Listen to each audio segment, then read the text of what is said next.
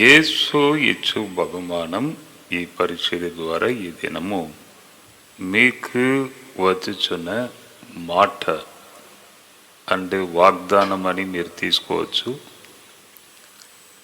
71వ కీర్తన 9వ వచనం, వృద్ధాప్యమందు నన్ను విడనాడకుము, నా బలము శీలించినప్పుడు నన్ను విడువకుము. అద్భుతమైన ఒక మాట. వృద్ధాప్యమందు నన్ను విడనాడకుము, నా బలము క్షీణించినప్పుడు నన్ను విడువకుము. దేవుడు నాకు అనుగ్రహించిన ఒక ఫ్యాక్టరీ ఉన్నది. తర్వాత మేము ప్రతి నెల కూడా ఈ కూడిక ఏర్పాటు చేస్తాము. సెకండ్ సాటర్డే, సెకండ్ ఫ్రైడే ప్రతి నెల కూడా ప్రత్యేకమైన కూడిక జరుగుతుంది. సెకండ్ ఫ్రైడే పాస్టర్స్ మీటింగ్ జరుగుతుంది. అప్పుడు కొందరికి నేను సహాయం చేస్తాను. ఎవరికి చేస్తానంటే వృద్ధాప్యమందు, అంటే ఎవరు పట్టించుకోకుండా, కొడుకులు ఉన్నా కూడా పట్టించుకోరు, బిడ్డలు ఉన్నా పట్టించుకోరు, అటువంటి పెద్ద వయస్సు గల వారికి కొందరికి నేను సహాయం చేస్తాను. అందరికీ మనం చేయలేము.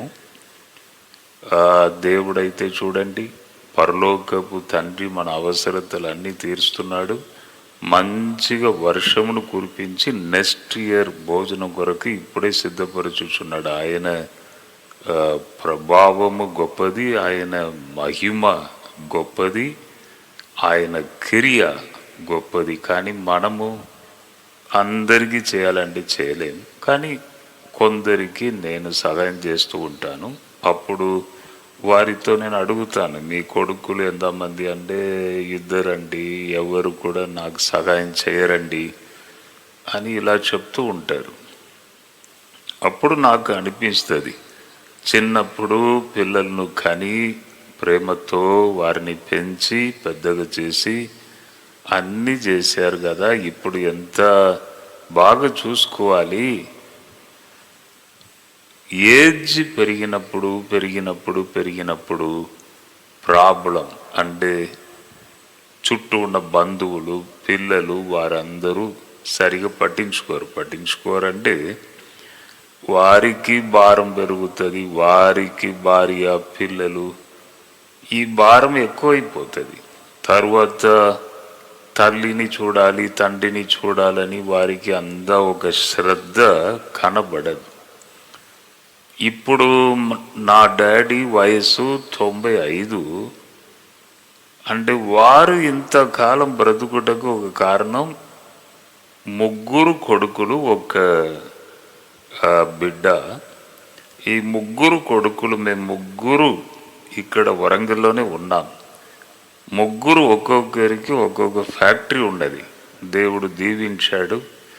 నేను అప్పుడప్పుడు చెప్తూ ఉంటాను, కర్రతో యాకోబు యోర్దాను దాటి వెళ్ళాడు.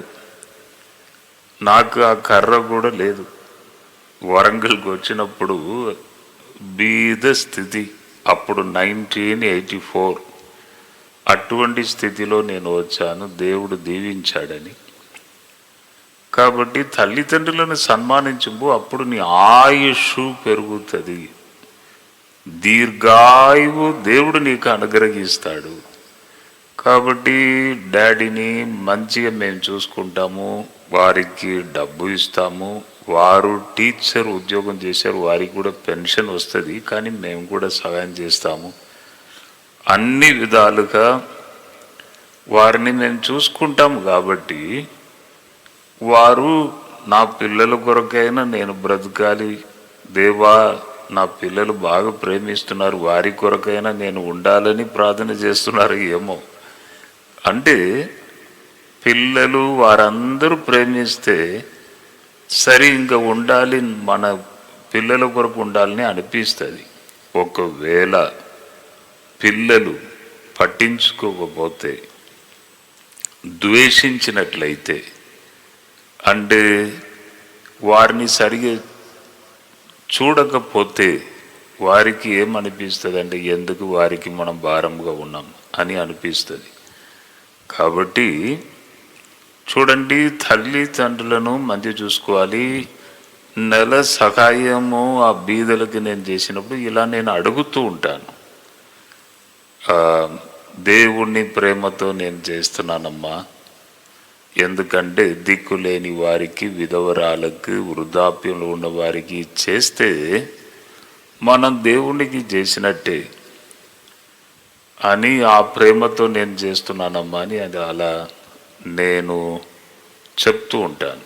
కాబట్టి చూడండి, వృద్ధాప్యమందు నన్ను విడనాడకుము. అప్పుడు పిల్లలు, బంధువులు విడిచిపెడుతున్నారు.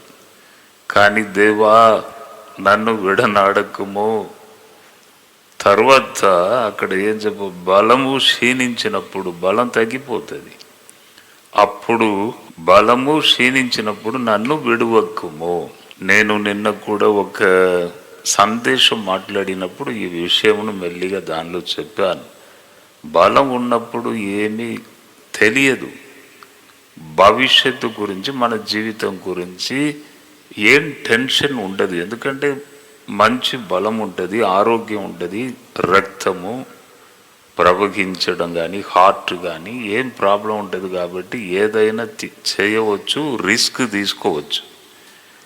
కానీ రోజులు పోతూ ఉండే మెల్లిగా వయసు పెరిగితే బలం తగ్గిపోతే అప్పుడు మనకు తెలుస్తుంది బలహీనత అంటే ఏంటిది, వ్యాధి అంటే ఏంటిది. ఏదో ఒక ప్రాబ్లం వచ్చి వేధిస్తూ ఉంటుంది వయసు పెరిగినప్పుడు. అందుకే దావీదు ఏమంటున్నాడంటే, నా బలము క్షీణించినప్పుడు నన్ను విడువకుము. బలం తగ్గినప్పుడు నీవే నాకు బలమయ్యా, నన్ను విడువకుము అని. కాబట్టి నేను ఈరోజు మీకు ఏం చెప్తున్నాను, తల్లిదండ్రులను మంచిగా మీరు చూసుకోవాలి. అప్పుడు దేవుని బ్లెస్సింగ్ లాస్ట్ వరకు మీకు ఉంటుంది. తర్వాత బలము తగ్గినప్పుడు దేవుడే మీకు తోడుగా ఉండి లాస్ట్ వరకు ఉండి మిమ్మల్ని నడిపిస్తాడండి. లాస్ట్ వరకు ఆయన కృప మీకు తోడుగా ఉంటుంది. ఎందుకంటే ఆయనను నమ్మారు, విశ్వసించినప్పుడు దానికి ప్రతిఫలం అనేది తప్పకుండా ఉంటుంది. మీ హృదయమును కలవరపడనీయకుడి. నేను వెళ్ళి మీ కొరకు స్థలము సిద్ధపరిచిన తర్వాత మళ్ళీ వస్తాను, మిమ్మల్ని నేను తీసుకొని వెళుతాను, ఏం బాధపడకండి, లాస్ట్ వరకు నా కృప మీకు తోడుగా ఉంటుంది అని ప్రభు చెప్పాడు. అంటే ప్రీత జడ్సన్ గారి యొక్క తాత గారు చనిపోయినప్పుడు వారు సేవకుడు, దేవుణ్ణి పూర్తిగా నమ్మిన ఒక వ్యక్తి కరెక్ట్గా 4 గంటలకు నేను దేవుణ్ణి సన్నిధికి వెళ్ళిపోతాను అని చెప్తే కుటుంబస్తులు అందరూ ఆయన చుట్టూ కూర్చున్నారంట. కరెక్ట్గా 4 టైంకు ఆయన కళ్ళు తెరిచి, ఇదిగో ప్రభు వచ్చుచున్నాడు, నన్ను తీసుకొని వెళ్ళుటకు ప్రభు వచ్చుచున్నాడు అని చెప్పి, నేను వెళ్తున్నాను చెప్పి అందరిని అలా చూసి చెప్పి కన్నులను మూసినంట.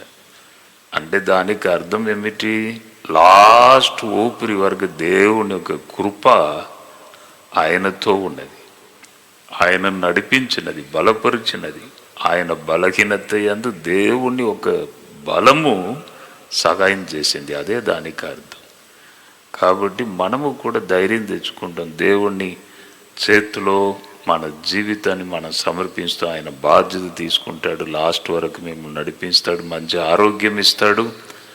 నేను మీ కొరకు ప్రార్థన చేస్తాను, ప్రభువా ఈ దినము చేస్తున్న పనులలో వారికి సహాయం దయచేయండి, సమృద్ధి దయచేయండి, ఎక్కడ కూడా కొరత లేకుండా ప్రతి అవసరతలను తీర్చండి, ఎక్కడ పోయినా విజయం దయచేయండి ప్రభువా, మంచి ఆరోగ్యం దయచేయండి, ఏది తినాలి ఏది తినకూడదు బోధించండి, నడిపించే దేవుడై ఉన్నావు, మంచి ఆరోగ్యం బిడ్డలకు దయచేయండి, అడ్డు ఆటంకములను తొలగించండి తండ్రి.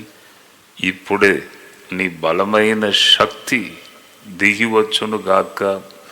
బలహీనముతో బాధతో ఉన్నవారిని ముట్టండి, వృద్ధాప్యంలో ఉన్నవారి కొరకు మేము ధ్యానించాం. వృద్ధాప్యంలో ఉన్నవారు ఈ వాక్యం వినుచున్న వారిని ప్రత్యేకముగా బలపరచండి. దాన్ని నీ శక్తి చేత మీరు ఆవరించండి, నడిపించండి. ఘనత మహిమ నీకే మేము చెల్లిస్తున్నాం. యేసు నామములో అడిగి వేడుకొనుచున్నాను తండ్రి, ఆమేన్. జడ్సన్ అబ్రహాం యూట్యూబ్ ఛానల్ని సబ్స్క్రైబ్ చేసుకోండి, లైక్ చేయండి, షేర్ చేయండి. అందరికీ మీ ఫ్రెండ్స్, తెలిసిన వారు, బంధువులు అందరికీ మీరు షేర్ చేయండి. వారు కూడా దీవించబడతారు. ఆ బ్లెస్సింగ్ మీకు వస్తుంది. తప్పకుండా సబ్స్క్రైబ్ చేసుకోండి. ప్రభు మిమ్మల్ని దీవించును గాక. తర్వాత ముఖ్యమైన ఒక ప్రకటన, ఈ నెల 9వ తేదీ 10వ తేదీ 2 దినములు ప్రత్యేకమైన కూడిక మా ప్రేయర్ టవర్లో ఉన్నదండి. 9వ తేదీ కాపర్ల సదస్సు, 10వ తేదీ ప్రజలకు ఉదయం 10 గంటలకు నుండి, ఈ 2 రోజులు కూడా ఉదయం 10 గంటల నుండి ప్రారంభించబడుతుంది. బస్ వసతి ఉంటుంది. రైల్వే స్టేషన్ నుండి ఆ మీటింగ్ జరుగుతున్న స్థలానికి వచ్చుటకు గమనించండి. 2వ శనివారం ప్రజలు రావాలి. ఈ 2 దినములు కూడా మీకు భోజన వసతి దూరం నుండి వచ్చిన వారికి అక్కడ ఏర్పాటు చేస్తున్నాం. కాబట్టి ఏం టెన్షన్ అవసరం లేదు. రండి, కుటుంబంగా రండి. ఆగస్టు 9వ తేదీ పాస్టర్స్ మీటింగ్, ఆగస్టు 10వ తేదీ ప్రజలకు కూడిక ఉంటుంది. ఉదయం 10 గంటల నుండి మధ్యాహ్నం 2 గంటల వరకు రండి. తప్పకుండా మీరు దీవించబడతారు. ప్రభు మిమ్మను దీవించునుగాక. God bless you, God bless you, God bless you. అందరికీ శుభవార్త. ప్రతి ఆదివారము 4 గంటల నుండి 6 గంటల వరకు కూడా వరంగల్లో గొర్రెకుంటలో గిఫ్ట్ ఆఫ్ జీసస్ వర్షిప్ సెంటర్లో ప్రార్థన కూడిక జరుగుతూ ఉంది. మీరు పాల్గొనండి, ఇతరులకు షేర్ చేయండి. ప్రభు మిమ్మల్ని దీవించును గాక.